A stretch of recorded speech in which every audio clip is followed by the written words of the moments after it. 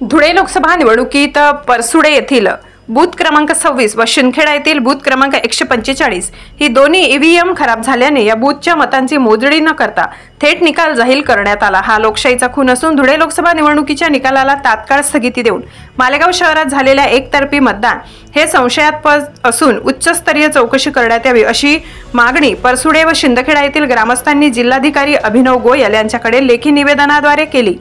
या निवेदनाचा आशय असा की दिनांक 20 मे रोजी लोकसभेच्या सार्वत्रिक निवडणुकीत आमच्या बूथवर मतदान केले होते, परंतु काल मतमोजणी करताना आमच्या गावातील बूथवरचे मशीन खराब झाल्याचे सांगून आमच्या बूथची मतमोजणी न करता सरळ रात्री 11 वाजेच्या सुमारास निकाल जाहीर करण्यात आला। यामुळे हा लोकशाहीचा खून झाल्यासारखा प्रकार आहे। असाच प्रकार धुळे ग्रामीण मतदारसंघातील काही गावांच्या बूथवर देखील झाल्याचे आम्ही ऐकले आहे। याबाबत आमचे उमेदवार डॉक्टर सुभाष भामरे यांनी निवडणूक निर्णय अधिकारी तसेच निवडणूक निरीक्षक यांच्याकडे तशी मागणी करून देखील ती फेटाळण्यात आल्याचा धक्कादायक प्रकार झालाय। हा प्रकार म्हणजे लोकशाहीला काडीमा फासणारा असून याबाबत उच्चस्तरीय चौकशी करावी। त्याचप्रमाणे धुळे लोकसभा मतदारसंघात एकूण 6 मतदारसंघ असून मालेगाव शहर वगळता सर्वच ठिकाणी भाजपाला भरभरून मते मिळाली। मात्र मालेगाव शहरातील बूथचे आकडे हे संशय निर्माण करणारे असून त्या ठिकाणी मिळालेल्या फेरीनिहाय मतांमध्ये भाजपला तब्बल 10 ते 150 मते तर काँग्रेसच्या उमेदवाराला तब्बल 10,000 ते 12,000 एवढी प्रचंड प्रमाणात मते मिळाली आहेत। या मतांची बेरीज केली तर 19,08,500 मते ही काँग्रेसला तर केवळ 4,500 मते भाजपला मिळाल्याचे दिसून येते। म्हणजे या ठिकाणी काँग्रेसच्या उमेदवारांनी सरळ बूथ हायजॅक केल्याचा प्रकार दिसून येत असल्याचा संशय आहे। त्यामुळे या निवडणुकीत दिलेल्या निकालाचा तात्काळ स्थगिती द्यावी आणि या प्रकरणाची उच्चस्तरीय चौकशी केल्यानंतर निकाल जाहीर करण्यात यावा अशी मागणी परसुडे येथील मोहन पाटील, दादाभाऊ सोनवणे, बापू साहेबराव पाटील, महेंद्र पाटील, प्रवीण माळी, भूपेंद्र पाटील, भाजपचे जिल्हा सरचिटणीस DS गिरासे, जिल्हा परिषदचे माजी सदस्य पंकज कदम, गोकुळ बेडसे आदी मान्यवर उपस्थित होते। धुळे जिल्हा प्रतिनिधी महेश्वरी सिसोदे।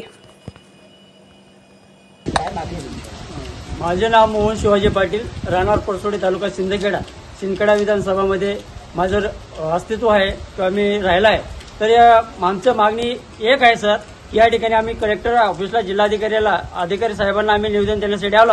तर आमच्या गावाचे बूथ क्रमांक 26 या 26 बूथ क्रमांकाचं काल जे आपल्या निकाल होता, काउंटिंग होती, त्याच्यामध्ये आमच्या बूथ क्रमांकाचं काउंटिंग केलीच गेली नाही आणि काउंटिंग केली गेली नाही तर तुम्ही साहेब हा निकाल घोषित कसं काय केला?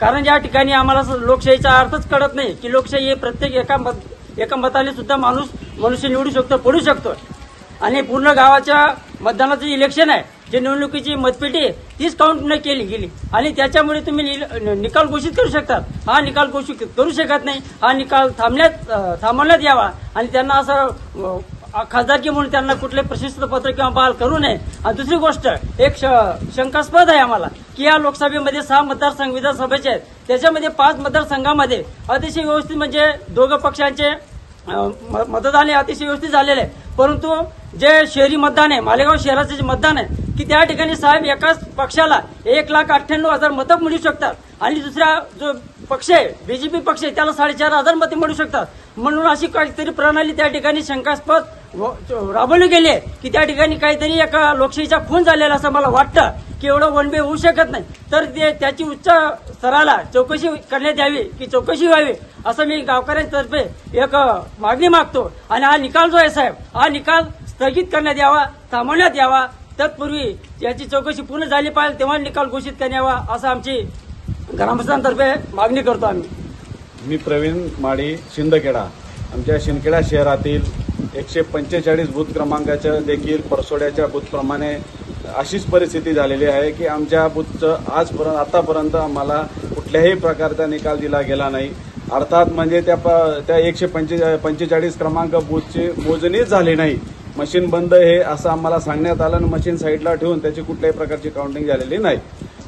आणि आमची या ठिकाणी कलेक्टर साहेबांना आज आम्ही या ठिकाणी ग्रामस्थ सगळं आम्ही शिंदखेडा शहरातील आणि परसुडे ग्रामस्थ या ठिकाणी जमलेलो आहेत। आम्ही कलेक्टर साहेबांना या ठिकाणी उपस्थित नाही, परंतु त्यांच्या या ठिकाणी ऑफिसला आम्ही निवेदन दिलेलं आहे संबंधित कर्मचाऱ्यांच्या मार्फत। आमची मागणी अशी आहे की 145 बूथचं मतमोजणी झाली नसताना आपण खासदाराला आपण जे कालच्या दिवशी जे डिक्लेअर केलं, निवडणुकीचा निकाल जाहीर केला, तो झालेला निकाल मागे घेण्यात यावा आणि खासदारला ज्या बच्छाऊबाईंना तुम्ही निवडणूक अधिकारी म्हणून जाहीर केलं त्यांना तो निर्णय थांबवावा.